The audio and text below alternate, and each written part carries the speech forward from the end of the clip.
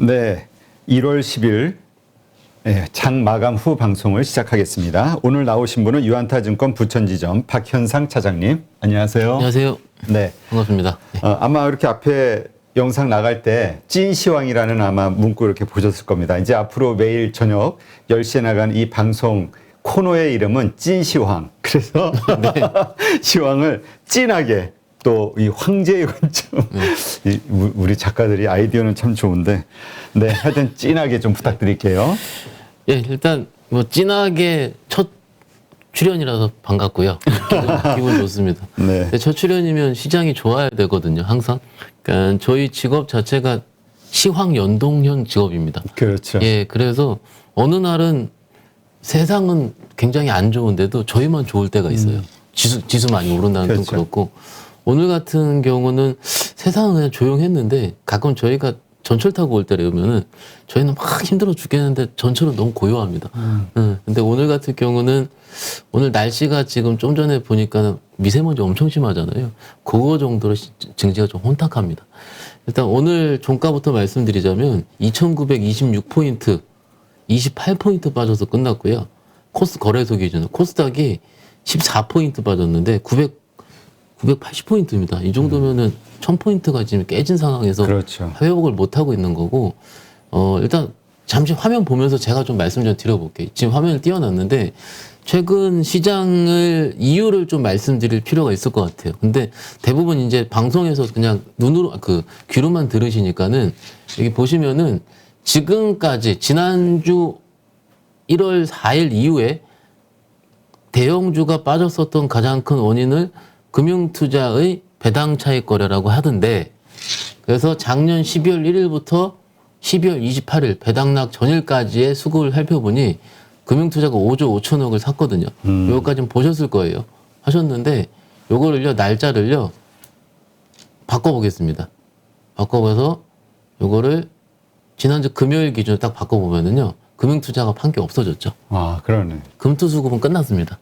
그래서 월요일 날, 오늘이죠. 오늘부터는 그래도 대형주를 억눌렀었던 그 금융투자 배당 차익 거래 수급은 그래도 괜찮겠거니라고 시작을 하려 했습니다. 했는데 주말 사이에 미국 시장 같은 경우가 그래도 나스닥이 좀 많이 빠졌고, QT라 그래서 퀀터티브 타이트닝, 그러니까 지난주부터 나왔던 얘기가 양적 완화가 아니고 양적 긴축 시그널이 나오기 시작을 하면서 생각보다 시장이 빠르게 긴축에 들어간다라고 생각을 했죠. 근데 이걸 좀 보시면은 오늘 시장 같은 경우로 좀 살펴볼 필요가 있는데, 오늘 시장에서 잠시만요. 여기서 좀 이따 말씀을 드릴게요. 그거 같은 경우는 오늘 시장에서 좀 그래도 그나마 좀 긍정적인 표현을 할 수 있어야 되는데, 일단 지금 같은 경우는 오늘 전체적으로 수급을 좀 살펴볼게요. 오늘 것만 좀 보면은요. 오늘 건 보면은 지금 종합을 바꾸면은 역시 그러더라도 어제 금융투자 다 끝났는데 기관이 5천억 팔았고요. 계속 팔고 있네. 예. 그러니까 좀 끝난 줄 알았더니 또 기관이 5천억을 팔았고, 코스닥에서도 2천억을 팔았습니다. 그러니까는 기관 같은 경우 도대체 언제 살 거냐 이런 얘기가 나오는 거고, 기관이 사는 시점이 아마 시장의 반등의 시점이 되긴 될 텐데 그게 녹록지 않다라는 게 일단 오늘 하락에 좀 안타까운 점인 것 같고요.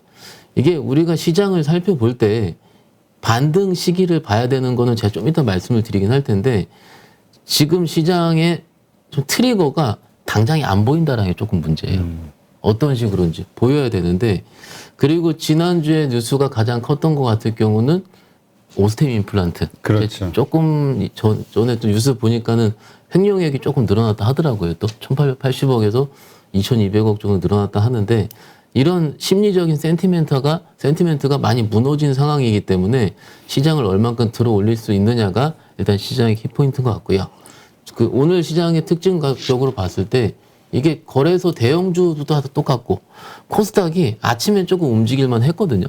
움직일만 그렇죠. 했는데 그러다가 오후까지 시장이 땡기지 않는 바람에 좀 대멸렸다라고 보는 게 맞을 것 같고요.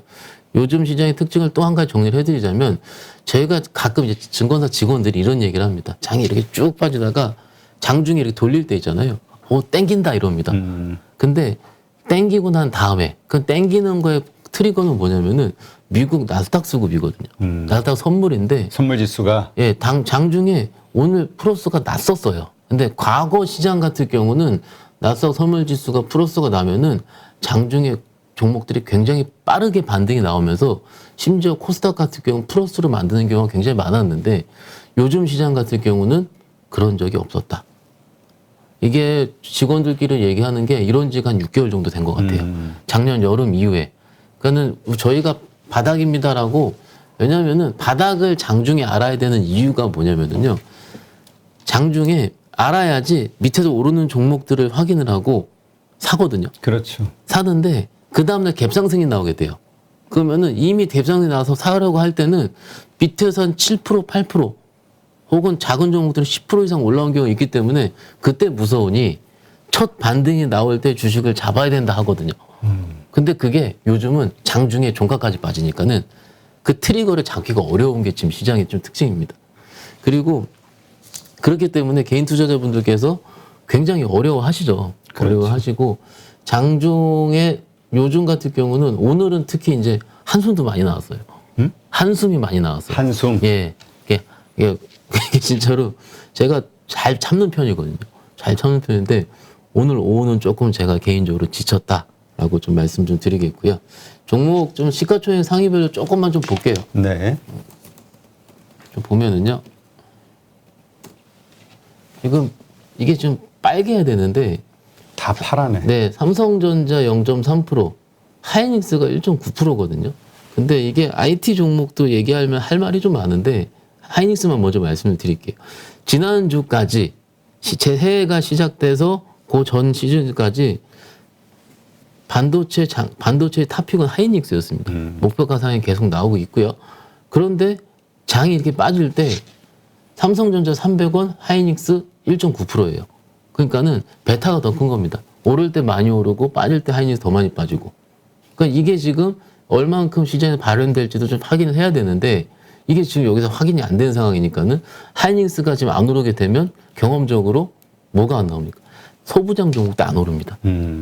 일단 이제 앞쪽에서 움직여줘야. 대장주가 좀 움직여줘야 되는데 그러면 대부분 그 투자자들이 소부장을 부축하 말까 이런 상황을 해야 되는데 일단 저부터도 소부장은 요거 하이닉스 반등 나오는 거 보고하자라든지 혹은 지수대가 반등이 들어올 때 보고하라든지 이런 식으로 생각을 해야 되는데 그게 지금 안 나오고 있는 상황이기 때문에 조금 안타까운 부분이고 제가 좀 이따 말씀을 드리려고 그랬는데 나온 게 말씀을 드릴게요.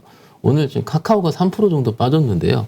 차트 보면은요. 이게 지금 분봉 아닙니다. 이게 일봉입니다. 일봉인데 지금 예. 많이 빠졌네요. 그러니까 어제 지난주 금요일이었죠. 지난주 금요일 기준으로 10만 원을 수송하려 하더라고요. 수송을 하려고 했는데 거기서 저는 이제 이렇게 생각을 호가창을 보면 대충 그만큼의 사람들의 깊이를 좀 알 수 있거든요. 지난주 금요일 날 오후 2시 반 기준으로 카카오 10만 원 매수가요. 70만 주가 넘게 있었습니다.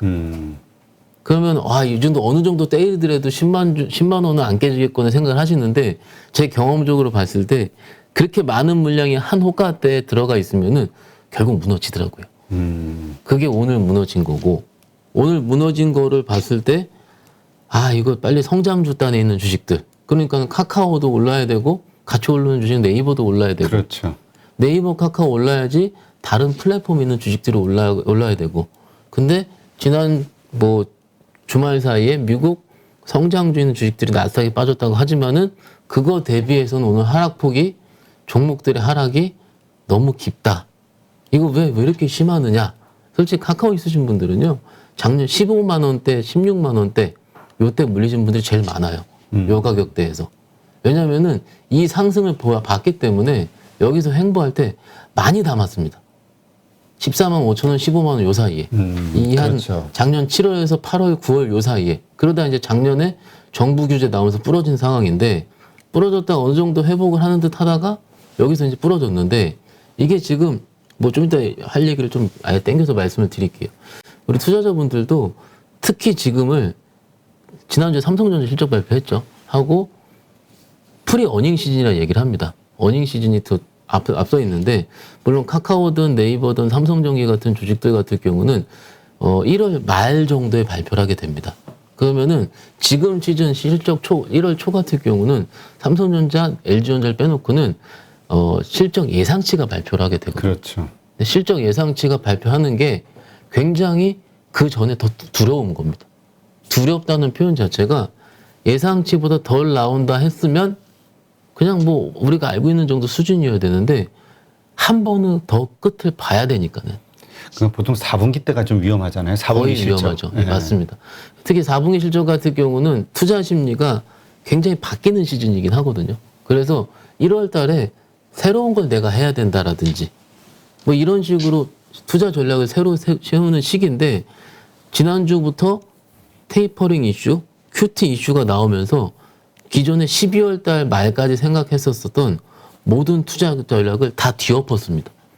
그러니까 이게 지금 뒤엎었다라는 표현 자체가 지금 굉장히 불확실하다는 거거든요. 그러면은 불확실할 때는 일단 안 좋은 건 다 팔게 되는데 오늘 같은 경우 카카오인데 오늘 시장에서 뭐 찐 시황이니까 오늘 있었던 일 좀 더 말씀드리자면 오늘은 약간 느낌상 오너 리스크가 있는 주식들이 많이 빠졌는데 카카오 대표로 지명된 분께서 실명은 언급하지 않겠습니다.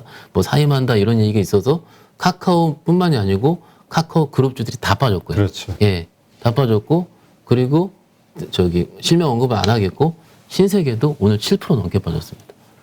보면은 제 생각에는 만약에 이런 뉴스 보니까 난리도 아니더라고요.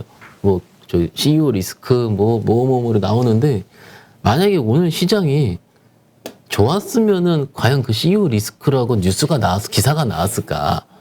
그렇죠. 그거 아니거든요. 그러니까 투자 심리 자체가 굉장히 급락하고 있는 시기이기 때문에 이런 것들이 더 눈에 잘 보이게 되는 거고, 물론 이런 종목들의 특징이 과거에 좋지 않았다는 게 특징입니다. 과거에 좋지 않았다는 게 특징이고, 오늘 조금 더 안타까운 주식이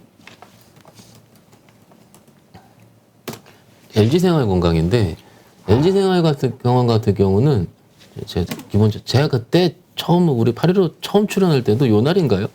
요 날 빠질 때 말씀을 드리긴 했어요. 화장품이 얼마나 안 좋으면 이렇게 좀 빼겠느냐 했는데 빼고 나서 딱 3달 있다 또 뺐어요. 이미 그 전 뺄 때도요. 그 전 뺄 때, 요때죠. 이때 뺄 때도 아마 실적 이슈가 있었을 거고요. 3달 단위로 빠지죠, 지금. 거의. 그러네. 예. 그러니까 실적 이슈가 빨리 돌아야 되는데 이게 지금 솔직히 LG생활건강이 작년 6월 달만 하더라도요. 황제 주식이었습니다. 그렇지. 예. 황제 주식이었는데 황제 주식이 한 달만 이렇게 안 좋아질까? 6개월만 이렇게 부러질까? 라는 생각을 했을 때는 이 정도는 너무 과하다. 과하다. 우리가 지수 하락이 28포인트 마이너스거든요. 거래소 기준으로. 네. 근데 28포인트 마이너스인데 저한테는 그러니까 지수는 28포인트 마이너스지만은 이런 종목 들고 있으신 분들한테는 100포인트 마이너스입니다. 지금 오늘 같은 시장은요. 특히 빠진 종목 좋아하시는 투자자분들, LG생활건강, 카카오 이런 종목들 그런 분들 같은 경우는 오늘 100포인트 하락가다 마찬가지인 수준이고 뭐 좀 이따 시클리클 주시고 좀 이따 마지막에 말씀을 드리긴 하겠지만은 한 종목이 너무 크게 빠지고 한 종목이 너무 크게 오르고 이런 상황이 지수랑 맞물려서 지금 움직이는 중이기 때문에 시장이 조금 재미가 없었다라고 표현드리기 맞을 것 같고요. 수급적인 이슈가 빨리 끝나야 시장 같은 경우는 좋게 봐지 않을까 이렇게 생각하고 있습니다. 예. 이 수급에 대한 이슈가 끝나려면 네. 언제쯤 끝날까요? 그리고 어떻게 끝날까요? 일단 그래서 제가 오늘 그러니까 저는 이제 시장의 목소리를 투자자분들 전화로 좀 듣는 편인데 오늘 한 2시인가요? 전화 오셔가지고 한숨을 푹 쉬더라고요. 언제 끝날 것 같니? 라고 그냥 반말로 얘기하시더라고요. 그만큼 워낙 친해서 그런 건데 업종별로 어떤 업종은 다 끝난 것 같고 어떤 업종은 좀 더 될 것 같습니다라고 말씀드렸고 전반적으로 시장 같은 경우는 조금은 이 정도 수준이 될 것 같다라고 말씀드렸는데 이게 조금이라는 게 굉장히 좀 애매모호하거든요. 지금 제가 이렇게 말씀을 드릴게요. 어느 투자자분한테 지수의 저점이 뭐 2870입니다. 2700입니다. 라고 얘기할 수 있는 투자자가 누가 있을까요? 지금 그거는 크게 의미가 없을 것 같고요. 지수의 저점보다는 시장의 분위기가 빨리 좀 돌아야 되는데 그 도는 시기 같은 경우가 이번 주가 거의 그런 이벤트가 겹쳐 있어요. 그 첫 번째 같은 경우는 어떤 거냐면은 첫 번째는 이제 엔솔 에너지 솔루션이 11일 12일 그렇죠. 기간 청약이 들어가고 있기 때문에 아마도 제가 지난번에 와서 말씀드린 걸 기억해 보시면 그때 1월 효과가 생각보다 없을 수 있다라고 말씀드리긴 했거든요. 그 이유가 금투수급 말씀드렸고 엔솔 얘기 드렸는데 그게 지금 아직까지 연장이 되는 것 같아요. 그래서 그게 거의 다 왔습니다. 지금 11일 12일 날 엔솔 나오고 있고요. 파월 의장 이번 주에 또 이제 청문회 비슷하게 얘기 나올 거 좀 있고요. 이 두 가지 이벤트 그리고 옵션 만기일부터 시작을 해가지고 한 두세 가지가 이번 주 다음 주까지 맞물리고 있는 상황이고 지금 최근에 시장을 말씀을 드린 이유도 빨리 반영을 하거든요. 그러니까 오늘요 저는요 오늘 웬만한 걸 봤을 때 레포트가 JP모건 헬스케어 컨퍼런스 얘기를 못 봤거든요. 오늘 시작이거든요. 오늘 네. 근데 지금 오늘 시장에서 뉴스에 JP모건 헬스케어 컨퍼런스 보셨습니까? 바이오주 얘기 쏙 들어갔어요. 쏙 들어갔죠. 왜냐면 빠지니까 그래요. 이게 지금 굉장히 저는 센세이션한 겁니다. 생각해보니까 이거 그러니까 저는 솔직히 바이오주를 매매는 그렇게 자주 하는 편은 아닌데 이게 그래도 오늘 시작이고 이번 주 계속 한다면은 뭐 튀는 종목이라 이런 것들이 나와야 되는데 그게 아니잖아요. 그게 아니기 때문에 이건 진짜 시장이 너무나 이슈 플레이로만 왔다 갔다 한다.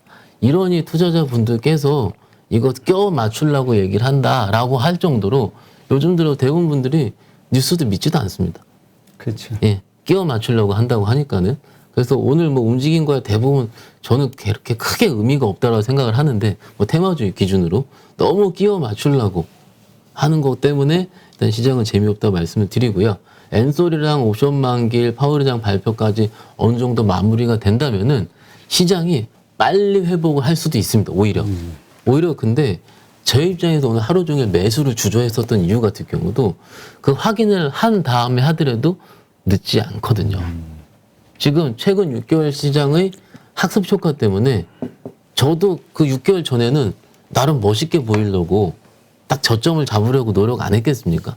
근데 그렇게 했었는데 몇 달 동안 학습 효과가 저점에 잡았으면, 나름 빠질 때 잡았으면은 그 다음날 유의미하게 오른 적이 거의 없었어요. 여러 가지 전략을 세워서 업종별로 나눴어도 그게 크게 유의미하게 성공한 확률이 굉장히 적었기 때문에 일단은 시장이 전반적으로 플러스 난 거를 확인하고 하더라도 늦지 않다라고 제 고객들한테는 좀 말씀을 좀 드리고 있고요. 아까 그래서 어디까지 빠져야 바닥일까라고 좀 질문을 받았다고 했는데 그래서 그게 크게 의미가 없다라고 하지만은 여기 증권사들 좀 컨센서스를 좀 볼 필요가 있어요. 예. 그래서 좋은 데를 빼고요. 가장 안 좋은 데가 디모 증권사가 2610포인트입니다. 2600? 네. 상당히 많이 뺐네. 네. 그리고 에스모 증권사가 2790입니다. 다른 데 어차피 2800 동일하니까 빼도록 하고요. 이 두 증권사의 약세 근거를 좀 제가 종합적으로 말씀드릴게요. 일단 2790 같은 경우는 PBR 한 배 언더 수준을 얘기를 하는 거고 2610포인트 같은 경우는 과거에 이 정도가 빠졌을 때 밴드 하단을 얘기를 하는 겁니다. 그러니까 순위 기준치가 밴드 하단이고 한쪽은 순위 기준치의 밴드 하단, 한쪽 같은 경우는 그 PBR 밴드로 얘기를 하는 거거든요. 그러면은 어찌됐든 최악을 가정한 수치를 했을 때 가는 건데 이게 지금 투자자분들이 2925포인트? 근데 여기 2925포인트인데요. 12월 29일에 배당락이 있었잖아요. 그렇죠. 배당락 그날 같은 경우에 거의 40포인트 빠져야 되는데 그날 같은 경우에 얼마 안 빠져서 끝났거든요. 그러면은 이 정도가 30포인트, 30포인트 정도는 희석된 조가입니다. 그 오히려 지금 2920이 아니고 2950포인트 정도 되는 거예요. 지금 같은 경우는. 오히려 그러니까는 한참 더 빠질 수 있다라고 볼 수도 있는 거죠. 그렇죠. 예. 볼 수 있는 거예요. 그러면 여기서 질문 같은 경우가 이렇게 얘기를 할게요. 2950까지 갔어요. 예를 들어서. 갔는데, 빠졌고 더 빠진다 가정했을 때 뭘 팔고 뭘 사느냐. 그렇지. 예. 뭘 팔고 뭘 사느냐. 그리고 두 번째 같은 경우는 과연 내가 팔았을 때 새로 산 주식이 얼만큼 업사이드가 있느냐. 그리고 업사이드가 충분히 높게 더 보였을 때 그 종목의 투자 예정 시기는 얼만큼 될 것이냐. 이런 거를 생각을 해야 되는데 그거 자체가 그 다음에 전략이 잘 안 나와 있어요. 아직까지 시장에서는. 지금 같은 경우는. 그래서 조금은 일단 저는 개인적으로 좀 기다려 보자라고 생각을 하고 있는데, 아까 이제 카카오라든지 LG생활건강 이런 종목들이 부러진 거를 좀 생각을 하고 이것들은 과하다. 이렇게 해서 제가 뭐 애널리스트는 아니라서 뭔가 하단을 크게 말씀드리기 어렵지만은 경험적으로 봤을 때 과하게 빠진 것 같은 경우는 어느 정도는 반등이 나오거든요. 근데 그 반등이 나올 때 내 정리를 할 수 있느냐 없느냐 이 그렇죠. 차이로 되는 그게 겁니다. 문제지. 예. 그 저번에도 잠깐 말씀을 드리긴 했는데, 지금 투자 전략이 몇 달 전부터 굉장히 지금 매매하는 제 관점에서 바뀌어졌다고 말씀드렸는데요. 그 이유가 뭐냐면은 진짜 선수급들 있지 않습니까? 그 다른 분들 오셔서 제가 저희 그 호흡하는 선수급들이 어떤 식으로 했냐면은요. 과거에는 지금처럼 장이 크게 무너질 때는 안 좋은 걸 팔고 좋은 걸 매수를 했습니다. 근데 그분들이 최근 그렇게 안 하더라고요. 안 하고 가만히 있습니다. 그래서 왜 가만히 있으시냐라고 물어봤더니 주도주가 안 보인다. 저는 이건 것 같아요. 이게 시장의 포인트가 지금 뭐 재미없고 다 똑같이 재미없는데, 주도주가 누가 보더라도 없다라는 게 지금 시장의 포인트일 것 같고요. 한 11월 달까지, 그리고 12월 배당락 전일까지 주도주는 있었습니다. 예, 주도주는 있었죠. 그 주도주가 그때 같은 경우는 게임주, P2E란 게임주, 그리고 엔터, 성장성단에 있는 주식들이 그랬다가 지난주부터 좀 부러지기 시작을 한 거죠. 굉장히 강하게. 그래서 그 간극을 어떻게 메꾸느냐가 일단 지금 시장의 전략이 되지 않을까 생각하고 있습니다. 예. 그러니까 이제 많은 분들이 좀 고민을 하는 게 지금 이 시점이 뭐 여러 가지 금리 인상이라든가 무슨 뭐 긴축 뭐 여러 이야기가 있으니 결국은 하락이 시작되는 추세의 시작이냐 아니면 그냥 이러다 또 조정받다가 다시 올라올 것이냐, 이거에 대한 확신이 없는 거잖아요. 일단 저는 하락 같은 경우는 개인적으로 제가 더 빠진다 이런 일 별로 잘 안 하는 편인데 조금 더 빠질 수는 있습니다. 네, 더 빠질 수는 있고요. 그게 아까 말씀드린 대로 엔솔 상장이라든지 이런 수급적인 부분이 시장에서 매우 짓눌려 있고요. 이게 짓눌려 있는 것 자체가 이게 확인을 해야 되는 작업을 해야 되는데, 그게 시기가 너무나 눈에 보이는, 투자자들이 알고 있는 시즌이 보이는 거예요. 보이는 거가 무슨 얘기냐면 11일, 12일 날 엔솔 기관 총액 들어가고요. 그리고 27일 날 엔솔 상장하고요. 상장한 다음에 그 다음에 얘기가 없는데, 그 다음에 MSCI 리밸런싱이 있습니다. 예, 리밸런싱이 있고, 리밸런싱이 끝나면 3월 달에 코스피 100 또 특례 편입 또 있습니다. 그러면은 계속 생각하면, 이러면 안 되지만 작년 8월장이 생각이 나는 거예요. 저는 작년 8월 달에 카카오뱅크랑 크래프톤이 같이 상장을 하게 되면서 비슷한 시기에, 그러니까는 지금 우리가 엔솔의 목표 시가총액을 뭐 최대 100조까지 잡으시는 분도 있고, 뭐 70조에서 100조 사이. 근데 작년에 카뱅이랑 크래프톤 한 30, 40조씩 상장한다 했잖아요. 그게 40조씩 하면 거의 엔솔 수준이거든요. 두 개 합치면은요. 그때 물론 시장도 그때도 아마 국채금리 급등부터 시작해서 시장이 좋지는 않았지만은 이런 대형주들의 수급 이탈과 맞물림, 리밸런싱과 더불어서 계속 시장을 짓눌러 왔었었고, 그 시장이, 왜냐하면 저는 항상 새로운 걸 추구하기 때문에 작년 8월 달 시장과는 다를 것이다. 시장이 다 다르니까요. 그렇죠. 어떻게 똑같이 생각할 수 있는지 했는데, 그것이 뒤바뀌려면은 작년의 수급을 뒤바꿀 만한 새로운 수급이 들어와야 된다. 그게 외국인 전통적인 1월 효과. 그래서 대부분 투자자분들이 이번엔 다를 것이다 생각해서 1월 효과를 기대를 했거든요. 네. 1월 효과는 저는 하루 있었습니다. 하루. 지금 1월 10일인데요. 1 거래일 있었고요. 나머지 거래일은 1월 효과 없었던 거고, 그 다음에 중간에 나왔던 얘기가 이거예요. 1월 효과 없다, 뭐 있었다, 뭐 없다 이렇게 하다가 종목 장세 이런 얘기가 나오고, 종목 장세에서 지금 장이 더 빠지니까는 가치주 이러거든요 지금. 그러면은 솔직히 저희가 증권사 직원이 아니고 개인 투자했을 때는 이거 열받는 거예요. 그렇죠. 이게 일주일 만에 이러거든요. 지난주 월요일, 오늘이 월요일이니까 지난주 월요일 장 끝나고 지금 시간만 하더라도 이런 얘기 전혀 없었습니다. 전혀 얘기 없었는데 단 5거래일 만에 개별주 장세, 가치주 장세 다 바뀌는 거예요, 지금. 시장에서 회자된 투자 전략 자체가. 여기서 조금 더 제가 말씀드리자면 작년 11월, 12월 달에는 증권사 연간 전망이 나오잖아요. 22년 연간 전망. 연간 전망이 나올 때 대부분 공통적인 것 같을 경우는 연간 전망에서 증액이 되는 섹터. 증액. 예. 그러니까 대부분 증액되는 섹터를 하라고 하니까는 증액되는 섹터 같은 경우가 컨텐츠, 엔터, 게임 이런 쪽이었거든요.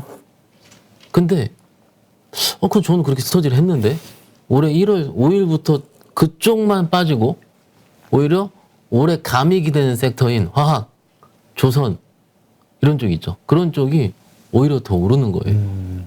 그러면은 딱 이 거래일 만에 이렇게 지금 투자 전략이 저는 이제 제가 어느 방송 가서 이런 얘기를 하니까는 무슨 전략이 손바닥 뒤집히냐 이렇게 얘기를 하더라고요.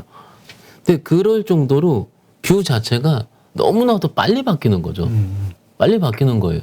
제가 작년에 저도 다른 경제 방송을 좀 나가면서 얘기를 하는데 지금 시즌에 걸맞은 용어를 한번 생각을 해봤어요. 작년 같은 경우 제가 무슨 얘기를 하고 다녔었나라고 했는데 작년 4월 4월이었죠. 시클리크 주식 움직일 때. 그때 제가 투자자분들이랑 계속 전화를 받은 게 작년 3, 4월에 진짜 좋아하는 진짜 많이 빠지는 주식이 있습니다. 그게 2000년 양극재거든요. 작년 기억 차트 한번 봐보시면은 한번 볼까요? 오랜만에.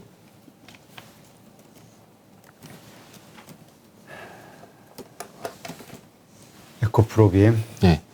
프로비엠 한번 볼까요?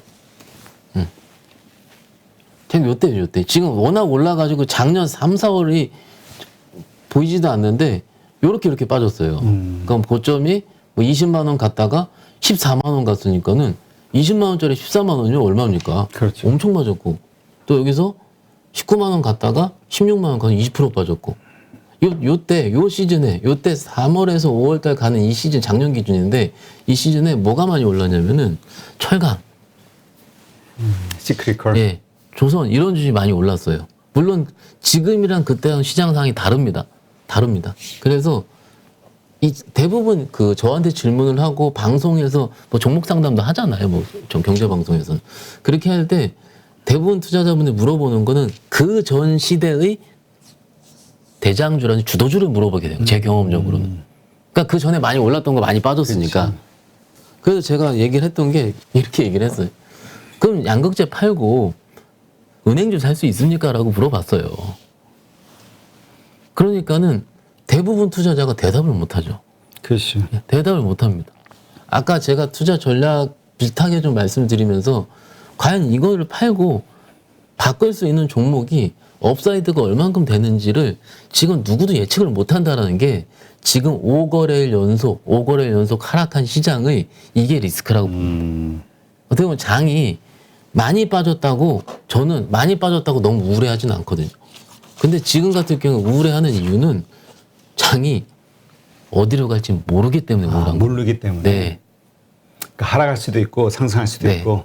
그리고 하락하거나 상승할 때 뭐가 튈지 모르기 때문에 그런 거예요. 오히려 그 시장에 대한 컬러 자체가 굉장히 회색빛입니다, 지금. 오히려 작년 12월 뭐 중순 이후 시장 같은 경우는 그땐 컬러가 분명했습니다. 1월에 대한 효과라든지 혹은 그때는 제약바이오도 잘 움직였습니다.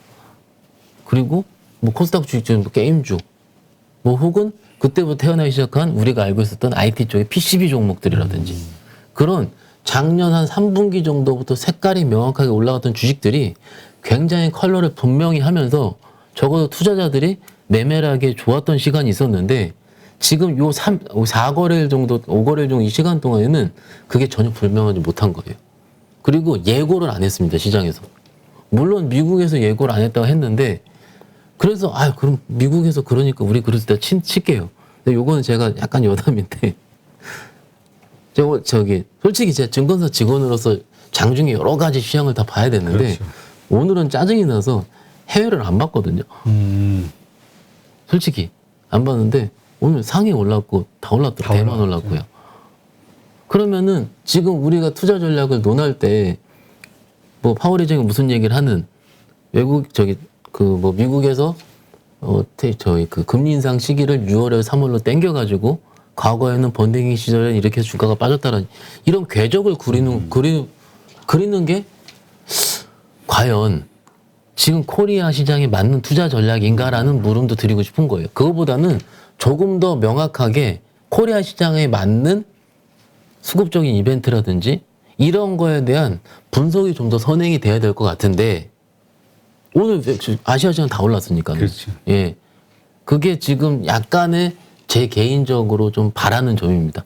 저는 이제 애널리스트가 아니라서 시장을 바라보는 사람 입장에서 봤을 때 그거가 좀 분석이 좀 선행되면 어떨까 말씀드릴 수 있겠고요.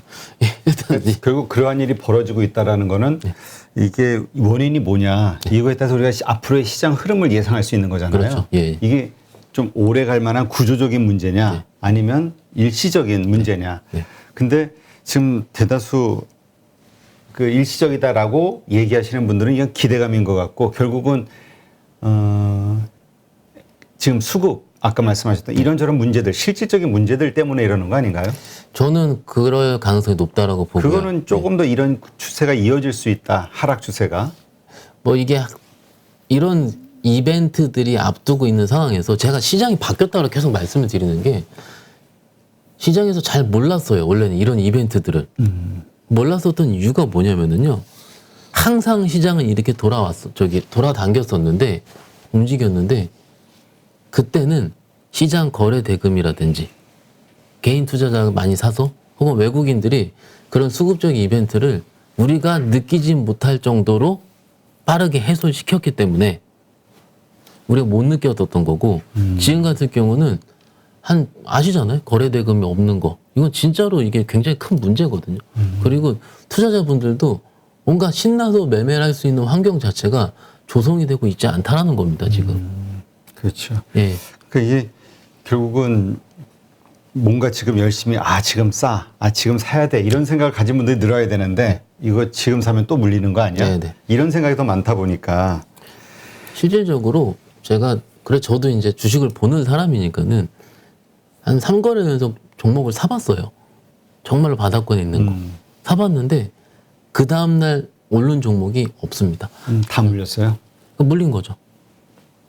일부만 한번 보자 해서 좀 사봤는데 이게 연속성이 없고요. 이게 그럼 연속성이 있었던 주식들의 그 군을 좀 봐야 되는데 그나마 조금 올라왔던 군 같은 경우가 지난주 금요일 기준으로는요. PCB 그리고 게임주 연속적으로 올랐던 것 같은 경우 이런 쪽이었는데 이번 거 같은 경우 그러니까 폴더블 이렇게 했었는데 오늘 그 종목들이 다 무너졌어요. 오늘 상승한 게 아니라. 예. 그러니까 오늘 다 무너졌기 때문에 오히려 이제 제가 게임주는 이제 오늘 올랐으니까 빼도록 하고요. IT에서 그나마 우리 개인 투자자분들께서 해볼 만한 그리고 추세도 형성되어 있고 심지어 기관 수급들도 잘 들어오고 그리고 업황이 살아있다고 생각하는 그게 테마로서 하면 이게 자율주행이지 않습니까? 그래서 대부분 이게 저는 추세가 형성됐으면 잘 안 팔거든요, 사람들이. 근데 이게 형성되다 파니까는 떨어지니까는 이걸 또 팔게 되고 추세가 끝났다 생각해 다시 돌린다 생각해서 들어갔을 때 또 밀리고 이게 지금 계속 이 상황이 왔다 갔다 하는 거죠. 그러니까는 이런 시장이 되돌리면 되돌릴수록 가면 갈수록 시장에 실망 매물이 쌓이거든요. 실망이 쌓이다가 걱정되는 게 그거예요. 또 이제 아시죠? 반대매주의보. 또 이런 시장이 올까봐. 아직은 그렇지 않은 상황인데 이게 지금 우리 투자자분들의 화가 누적되고 있어요. 그렇죠. 예. 한 하루 이틀만 이렇게 더 빠지면 그렇게 다 될 것 같은데. 될 것 같아요. 예. 될 것 같은데 그러면 안 되는데 그걸 좀 빨리 풀려면은 솔직히 오늘 개인 투자자분들 5천 원 이상 샀거든요. 그 개인 투자 수급으로 들어오면 안 돼요. 그렇죠. 더 이게 밀리는 그 바닥에서 사야지. 네. 그러면은 외국인들이 들어와야 되는데 외국인들은 뭐 그들 나름의 논리가 또 있을 테니까는 언제까지 외국인들이 들어오기를 바란다는 점은 저는 조금 아쉬운 것 같고요. 그래서 약간 이제 성장주 시클리컬이랑 가치주의 이 얘기를 조금 드려볼 텐데 지금 바닥권에서 올라오고 있는 섹터만 종목은 좀 그렇고요. 섹터만 말씀드리자면 제일 먼저 틀 때가 조선주가 먼저 올라왔고. 조선주. 예. 그리고 조선주 올라올 때 철강주가 올라왔고요. 철강주 올라오다가 다른 종목으로 확산이 되기 시작하니까는 건설주가 또 올라오기 시작을 하고요. 건설주가 올라오니까는 그 전에 빠르게 올라오는 게 지난주 수급 보니까는 시멘트색이 올라왔고요. 건자재. 예, 건자재. 이게 지금 유기적으로 올라오고 있거든요. 그러면은 이게 지금 우리 투자자분들이, 그러니까 저희는 주식을 많이 봤으니까 가치주다 이렇게 하면 안 돼요. 이 가치주가 아니고요. 이건 시장의 순서입니다, 지금. 메인 그 글로벌 투자자, 메인 투자자들이 어떤 식으로 시각을 바꾸느냐 이걸 좀 봐야 될 것 같거든요. 수급에 의한. 예, 이건 솔직히 수급의 의안입니다. 그러면 이 다음 타자, 건설주도 올랐고 모두 올랐고 그러면 그 다음에 싼 주식 어딜까 하면은 오늘 생각하는 게 증권주. 증권주. 증권주가 모 증권사기 퍼가 지금 2배, 3배예요. 지금 말이 안 나올 정도로 어이가 없는 건데 어떻게 보면 이제 그 종목들을 들고 계셨던 분들 같은 경우는 암흑의 기간이죠. 그렇죠. 솔직히 그것도 인정합니다. 그분들이 빨리 빠져나와야 되는 것도 인정을 합니다. 지금 저야 어차피 주도주 섹터라든지 이런 데 왔다 갔다 했기 때문에 시장의 하락을 다른 분들 좀 덜 느꼈다고 치더라도 다른 분들 같은 그쪽 시클리컬 섹터 들고 계셨던 분들은 진짜 오래 걸렸어요. 그렇죠. 지금도 아직 빠져나오지 못했고. 그러니까는 지난주도 제가 좀 황당한 게 드디어 자동차 가냐 이런 흥분을 하더라고요. 오늘 자동차 3% 빠졌거든요. 아, 많이 빠졌네. 예. 그 무거운 주식이. 예. 그러니까 지난주에 오른 거 다 반납했습니다. 원위치 왔거든요. 그러면은 또 얘기를 해보면 포드 엄청난 신고가거든요, 지금. 그러니까 이 포드도 그렇고 테슬라 그 실적 그 그럼요. 발표 예. 이후 테슬라가 먼저 짜고 한번 그 오르더니 GM하고 포드 움직임도 되게 좋았잖아요. 네네. 기대감으로. 네네. 근데 이제 한국은 이게 안 되는 거야. 이게 문제가. 그러니까 작년에도 이 자동차주에 대한 기대감이 많이 컸던 분들 네. 지금 계속 조정받고 그러니 지금도 가치주 면에서도 성장주 면에서도 양쪽을 커버해주는 정말 좋은 주식 아닐까 이런 기대감이 분명히 있긴 있는데 문제는 안 오르니까 네. 그러니까 오르는 것 같아서 사면 또 도로 빠지고. 그러니까 이게 저도 저희 증권사 직원들이 왜 시클럴 주식을 그렇게 좀 매매를 덜 하게 되는 이유 같은 경우도 그만큼 투자자분들도 버티기가 어렵고 저희도 버티기가 어렵고 어떻게 보면 같은 종목을 샀는데 작년 1월이랑 올해 1월이랑 주가 수준이 똑같으면 그게 주식입니까 솔직히. 솔직히 얘기해서 주가 수준의 주가만 봤을 때는 그러면은 은행 예금이 더 난 거예요. 근데 이거를 투자자분들 다 알기 때문이에요.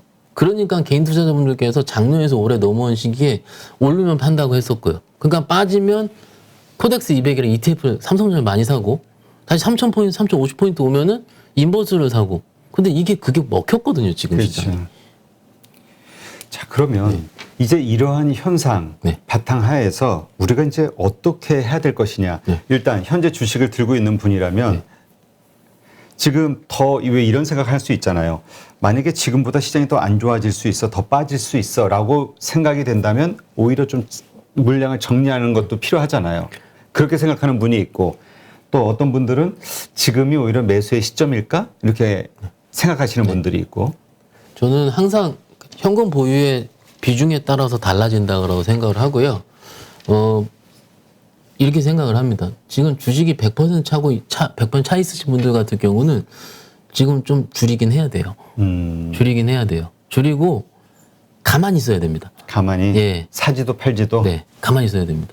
이게 시장 하락에 저는 무조건 빠진다가 아니고 지금 그분들이 뭘 들고 있는지 제가 모르니까는요. 근데 평균적으로 지금이 100% 주식을 들고 있다라는 점을 봤을 때는 아마도 최근에 게임이라 이런 혹은 폴더블이라든지 움직였었던 그런 섹터는 안 갖고 있을 확률이 높아요. 안 갖고 혹은 과거에 매매하다가 물린 거죠 지금. 그렇죠. 예. 그러면은 상대적으로 많이 빠진 종목들을 지금 손절을 쳐야 되느냐?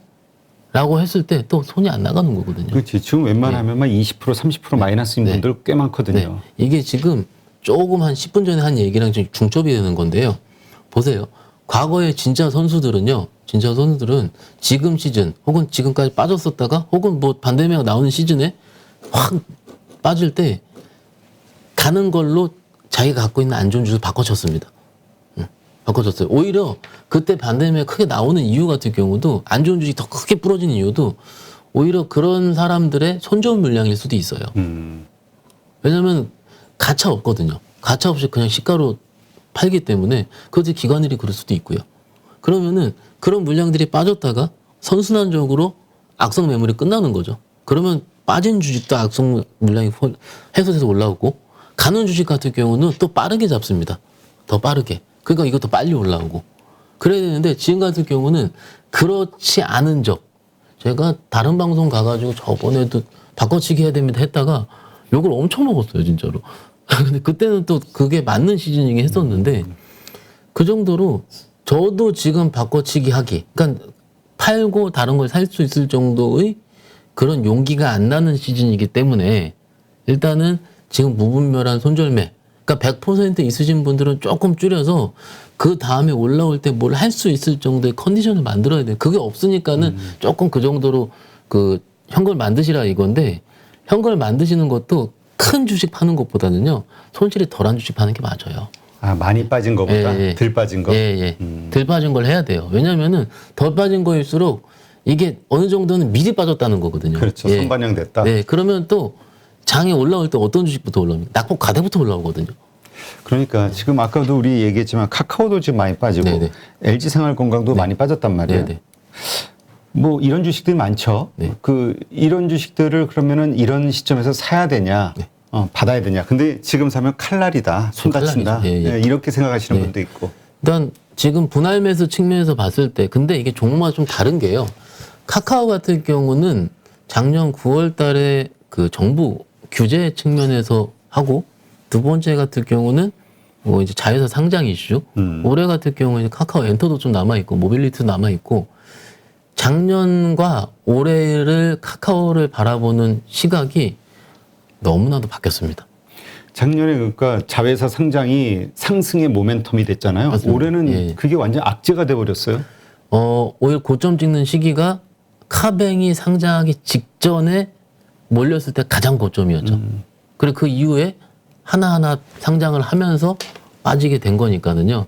일단은 개인적으로 봤을 때는 반등이 나오긴 하겠지만, 그건 좀 종목별로 접근을 해야 된다는 게 맞을 것 같고, 여기서 이제 하면 안 되는 매매 패턴은요, 기존 카카오 투자자분들이 물 타는 겁니다. 아, 네. 그치. 왜냐면 지금 싸다고 생각하니까 아니 내가 10,000원에 샀는데 지금 7,000원이면 이거 다시 많이 빠졌으니까 또 올라갈 걸 기대하니까 그래서 이제 물 타는데 근데 그게 아까 서두에 말씀드렸죠. 업사이드가 얼만큼 되는지. 근데 그거를 이제 저도 이제 이렇게 상담을 많이 하니까는 그러면은 여기서 카카오의 단기 슈팅을 예측하는 거는 굉장히 무의미합니다. 지금 입장에서는. 그렇죠. 차트가 이미 깨져 있고 그거는 카카오의 투자 심리가 바뀌는 순간을 예측해야 되는 거거든요. 기관 및 외국인 투자자가 좋아하는 거. 그거는요, 정부 규제가 어느 정도 합리화됐을 때거든요. 근데 그거는 제가 뭐 정부 부처의 그 일원도 아니고요. 그 정책에 대한 거를 확인할 수 없는 상황이기 때문에 좀 시간적으로 걸릴 수 있다라고 보는 거고. 그리고 이제 LG생활건강도 오늘 많이 빠졌죠. 많이 빠졌는데 화장품 섹터가 올라야 되거든요. 어찌됐든. 근데 그 화장품 섹터의 반등 시기는 뭐 대부분 다 똑같이 얘기하지 않습니까? 중국 경기가 회복하는 시점이고요. 지금 중국 경기 레포트 보면은 2분기 정도부터 돈다는 시그널이 좀 있을 수 있고 1분기 같은 경우는 베이징 올림픽이 있으니까 2월 중순 정도 있더라고요. 베이징 올림픽 이후에 그 전까지는 중국 정부 같은 경우는 이제 코로나가 확산이 되지 않게 굉장히 긴축으로 이제 눌러놓을 거고 그 이후 같은 경우는 어느 정도는 뭐 다른 행위를 할 수 있다 뭐 이런 식의 표현이 있기 때문에 아마 그 시기를 괴를 같이 할 수 있고 그러니까 이런 식으로 각각 종목별로 투자 전략을 짜는 편이 있는데 해야 되는데 우리 투자자분들께서 들고 있는 종목들이 이 두 종목이 다가 아닐 거라는 거예요. 그러면은요 제가 경험적으로 상담을 했을 때는 이런 종목들이 한 10개 이렇게 있습니다. 있고 어떻게 해야 할까요? 해요.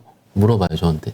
물어보시면은 투자자분들은 각 종목들 하나하나의 이슈를 확인하려 합니다. 근데 제가 지금 두 가지만 말씀드려도 길었잖아요. 그렇지. 네. 그러면은 전체 계좌 측면이랑 이 두 종목 측면이랑은 굉장히 다른 얘기가 되거든요. 그렇죠. 예, 다른 얘기가 되는데 투자자분들은 제 기준에선 이 계좌 측면을 얘기를 하고 있는데 투자자분들은 하나 답을 내려고 합니다. 정말로 지금 하나, 예. 시장의 문제다. 네. 그러니까 종목의 문제보다. 맞습니다. 제가 그 말씀을 드리고 싶은 거예요. 지금 시장의 색깔 자체가 내가 많이 갖고 있는 종목들이 지금 컬러에 맞는 종목인지 컬러에 맞는 종목이면 물 타야 됩니다. 그렇다면 네. 지금 시장의 컬러는 성장주는 아니다. 저는 성장주가 아니라고 지금 얘기하고 있잖아요. 시장에서는. 그렇죠. 오늘까지는. 계속 그게 빠지고 있으니까 오히려 경기 민감주들이 상승하고. 네. 근데 저는 이번에도 성장주가 이길 거라 생각합니다. 아, 그렇다면 네. 지금 여기에 우리가 놀래서 왜냐면 시장의 색깔이 바뀌고 있네? 이렇게 생각하는 분도 있단 말이에요. 그러면 더 빠지기 전에 성장주 팔고 경기 민감주 담자. 이게 오래갈 거라고. 이게 아니다. 이렇게 한번 고민을 해보죠, 대표님. 정말 대표님께서 오늘의 핵심을 잘 찝으셨어요. 이게 내일의 전략일 수도 있고 이건데 해볼게요. 저희가 그러니까 경험적으로 투자자분들을 많이 대하잖아요. 십수년 동안 대했는데 정말로 지금 같은 시기 때 어떤 주식을 매도를 하고 그때 모든 시장에서 같이 회자되는 그런 종목으로 바꿨을 때 결과.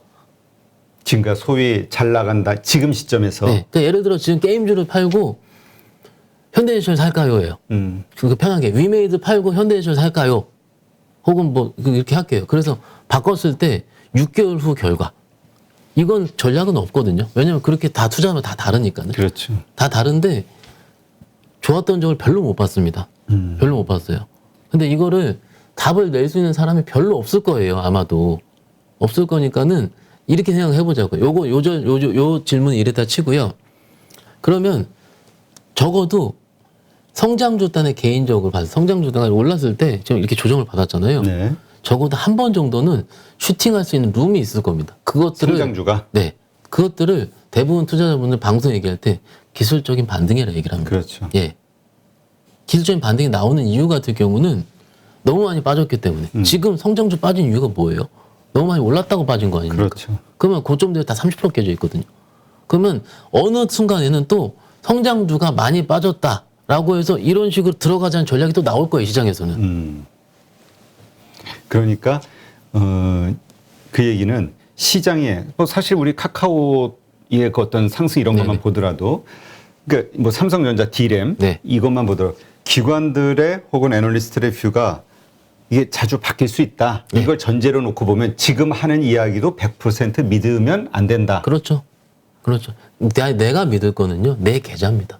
그럼 내 계좌에 들어있는 종목이 결국은 지금 시장에서는 인기가 없지만 앞으로는 좋아질 수밖에 없고 오를 수밖에 없는 것이다 라는 확신이 있다면 흔들릴 필요는 없다는 거죠. 지금은 버텨야 됩니다. 적어도 지금 시즌. 근데 언제 버려야 되냐면요, 대표님. 언제 버려야 되냐면 다시 장이 3,000포인트 올라왔을 때라든지 코스닥이 1,020포인트까지 올라왔는데 그래도 반등이 없이 왜냐면 그러면 성장주 탈락이거든요.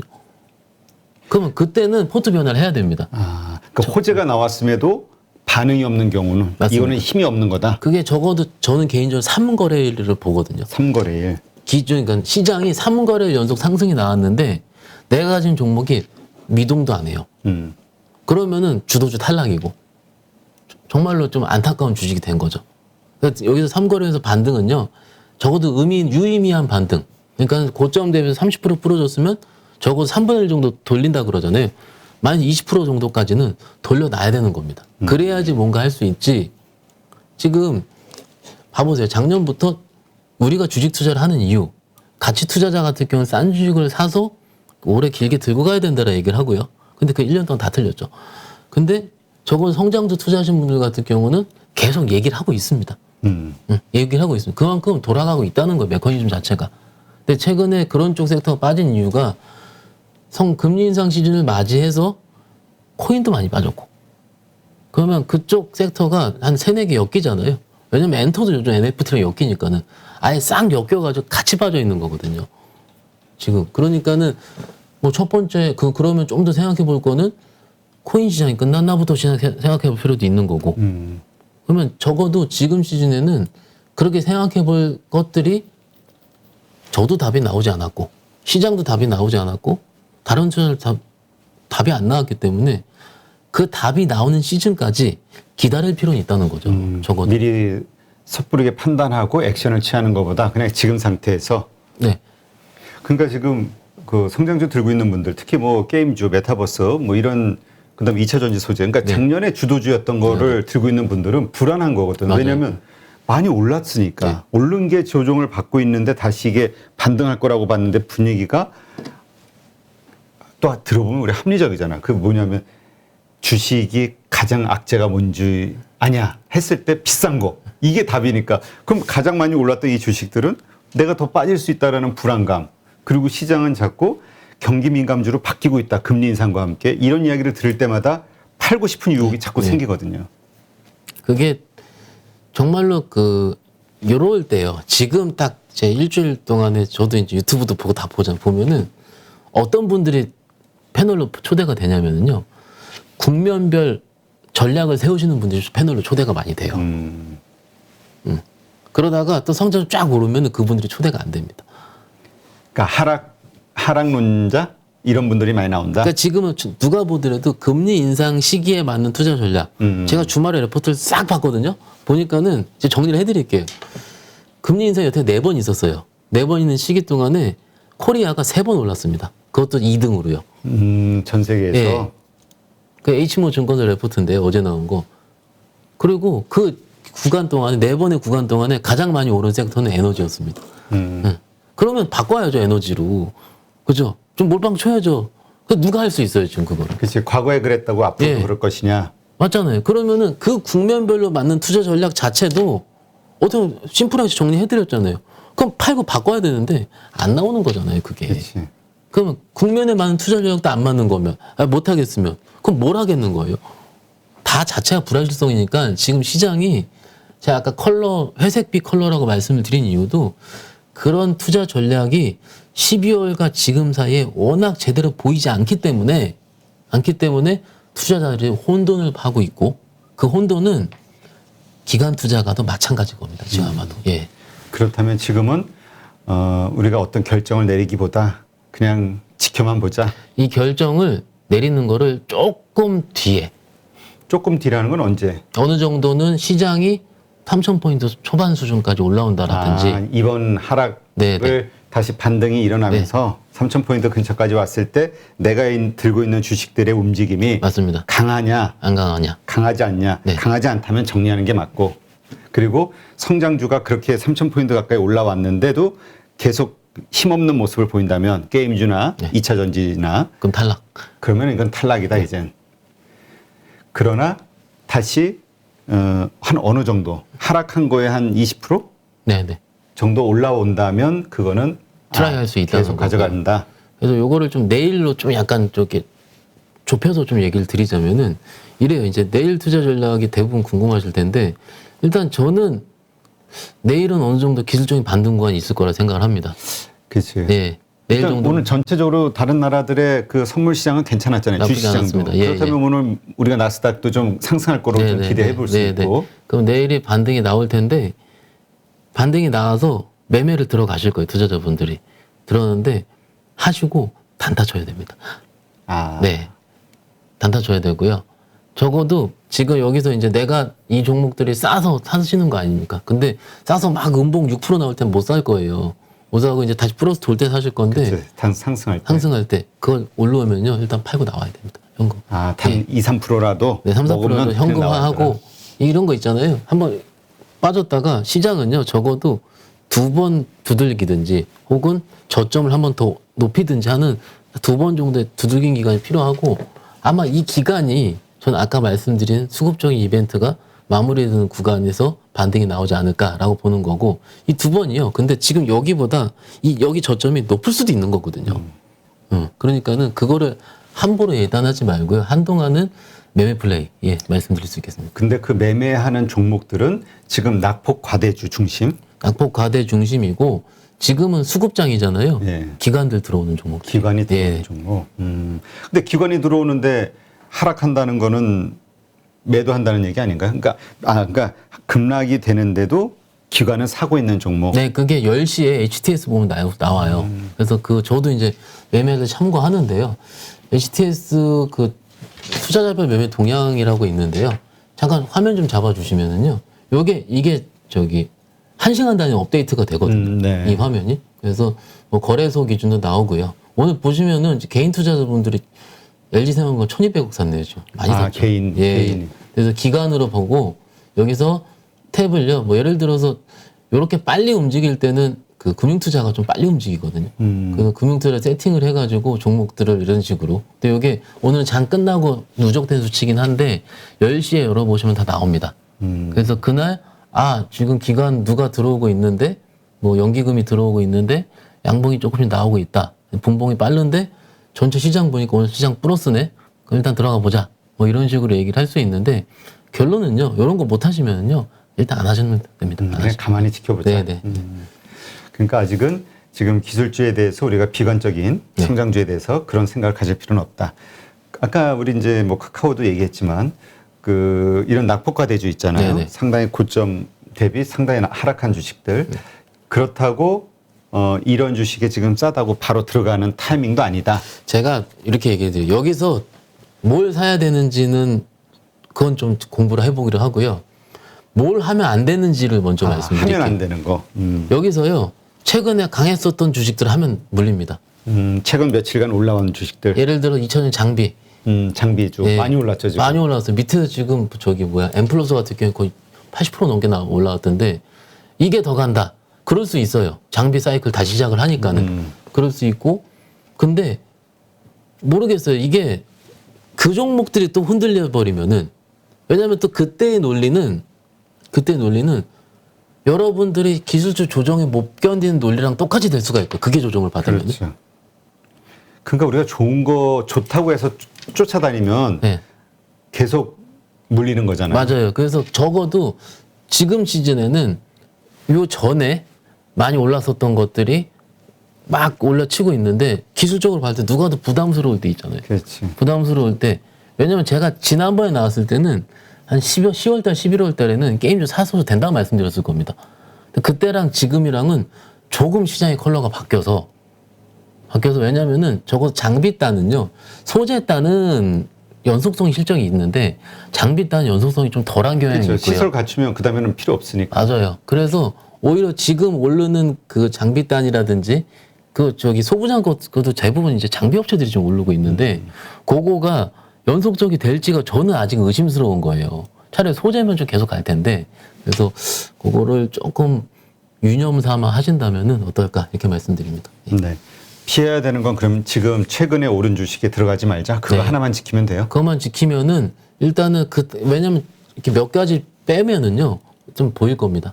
어느 정도는. 근데 사실 그 얘기는 지금 내가 뭔가 돈을 벌기 위해서 액션을 취하겠다는 얘기니까. 네, 맞습니다. 근데 이런 거 자체를 하지 말자. 지금은 지켜보자. 조금 지켜보는 게 맞을 것 같습니다. 3,000포인트 될 때까지. 네, 네. 그리고 지금 들고 있는 성장주, 뭐 메타버스가 됐든 뭐가 됐든 내가 들고 있는 종목들의 흐름이 3,000포인트가 됐는데도 20% 이상의 어떤 반등이 보이지 않았다. 이럴 때는 뭔가 네. 정리를 하자. 알겠습니다. 지금 워낙 뭐 시장 색깔이 변했다. 이런 생각을 하시는 분들이 늘어가지고 경기 민감주가 또 네, 좋고 네, 하니까 맞아요. 예, 예. 금리 인상과 맞춰서 이런 주식 가치주가 이제 올라가는 거 아니냐 이런 생각들 때문에 성장주 들고 있는 분들이 되게 불안하거든요. 예. 근데 아직은 좀 더 지켜보자. 예, 이걸로 정리하겠습니다. 하여튼 내일장 또 어떻게 될지는 모르겠는데 그렇죠. 이렇게 모를 때는 가만히 있는 게 일단 모르겠어요. 저도 어떤 투자자분들은 지금 뭔가 빨리빨리 움직여야 되느냐라고 하시는 분도 있을 거예요. 그래서 제가 생각을 해봤어요. 그래서 그 다음에 시클리컬이 뭐가 나을까라고 생각했을 때는 그러더라도 증권주. 예, 증권주는 지금 오늘 보험이랑 은행도 많이 올랐잖아요. 그렇죠. 근데 증권주가 아직 안 올랐기 때문에 한 번 정도의 업사이드는 충분히 있을 것 같고 엄청 쌉니다. 증권주도. 그리고 건설주도 쌉니다. 퍼 4배도 안 됩니다. 업황 평균이. 싼 주식 위주로 사더라도 조금 시간이 걸릴 수 있다. 원래 시크리컬은 천천히 간다. 이런 식으로 좀 마음을 좀 가지신다면은 왜냐면 이렇게 계획을 세워놓지 않으면은 또 이제 성장주 올라갈 때 이거 팔고 또 바꿔 타요 또. 그리고 사서 저기 하더라도 이제 수익률을 좀 짧게 보고 가자. 수익률을 짧게 보기보다는요. 오히려 오래 걸리는 주식들을 많이 먹어야 되거든요. 많이 수익이 나야 되는데 시클리컬 주식들이 많이 오를 거면은요. 시간이 매우 걸립니다. 그래서 그 시간에 대한 투자를 하셔야 된다는 게 맞을 것 같고 사실은 지난주에 화학 섹터 밸류에이션 콜이 나왔거든요. 그래서 제 기억으로는 두 번째인 것 같은데 12월 초에 그 이제 중국의 규제 때문에 밸류에이션 콜이 한번 나왔고 그 다음에 이제 지난주에 한번 또 나온 것 같아요. 그래서 화학주 같은 경우도 선택을 한다면은 그 안에서 낙폭과대 종목들. 그래서 오늘 화학 섹터 내에서 5조 이상 있는 종목들 중에서 좀 레포트화 되는 게 하나솔루션이 나왔고 이런 식으로 종목을 좀 내가 섹터가 그래도 나는 조선이 좋다 어디 좋다면 그 안에서도 종목별로 투자 전략이 세울 수가 있거든요. 그래서 그 다음에 섹터를 보고 하는 게 좋을 것 같아가지고요. 좀 더 의미 있는 스터디가 좀 필요하지 않을까 이렇게 말씀드립니다. 예. 네, 알겠습니다. 하여튼 지금 오르는 주식을 가지고 그러니까 포트폴리오를 그냥 성장주 아니면은 가치주 이게 너무 외골수로 모는 것보다도 이렇게 좀 적당하게 비중을 좀 포트폴리오를 짜는 것도 괜찮을 것 같아. 그럼 덜 불안하거나 멘탈 관리가 될 것 같아. 이쪽이 오르니까 그래도 요거 가지고 좀 버텨보는. 맞아요. 근데 이게 요즘 언론상에 이게 너무 끝단으로 쓰니까는 그게 좀 더 그런 것 같고. 그렇지. 왜 그러냐면은 시크릿컬은 분산되어 있거든요. 투자자분들. 안 움직이니까는 주식을 생각을 안 합니다. 그렇지. 네. 뭐 지금 뭐 철강이 됐든 뭐가 됐든 네. 이런 거 오랫동안 가지신 분들 짜증 나잖아요. 그렇죠. 답답한 사실. 거죠. 지금.